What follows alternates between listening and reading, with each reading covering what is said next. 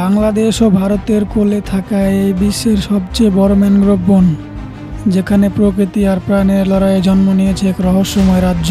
এখানে বাঘের গর্জন মিশে যায় জলের ঢেউয়ে, আর মানুষের সাহসিকতা লুকিয়ে আছে ম্যানগ্রোভের শিকড়ে। স্বাগতম সুন্দরবনের অদ্ভুত জগতে। 10,000 বর্গ কিলোমিটার জুড়ে বিস্তৃত সুন্দরবন পৃথিবীর সবচেয়ে বড় ডেল্টা গ্যাংয়ের ডেল্টার অংশ।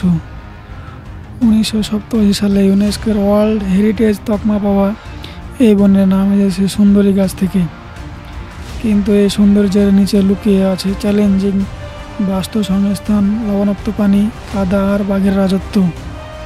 সুন্দরবনের সবচেয়ে বিখ্যাত বাসিন্দা রয়্যাল বেঙ্গল টাইগার।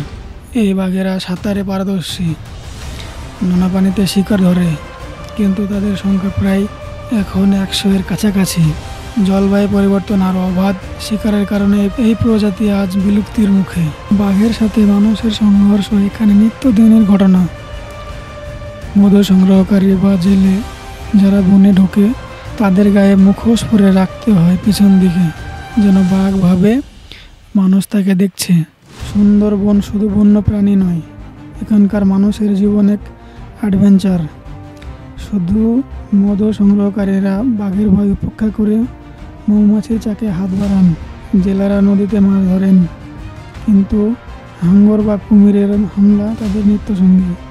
জলবায়ু পরিবর্তনের কারণে সুন্দরবনের 70% অঞ্চল 2050 সালের মধ্যে ডুবে যেতে পারে। লবণাক্ততা বাড়ায়, ম্যানগ্রোভের গাছ মরছে, বাঘের আবাস কমছে। তবে আসার কথা, স্থানীয় কমিউনিটি ও সরকার মিলে চালাচ্ছেন সংরক্ষণ প্রকল্প। ম্যানগ্রোভ রোপণ থেকে শুরু করে ইকো ট্যুরিজমের মাধ্যমে মানুষকে সচেতন করা হচ্ছে। সুন্দরবন একটি বন নয়, এটি প্রকৃতি ও মানুষের সহাবস্থানের এক জীবন্ত উদাহরণ।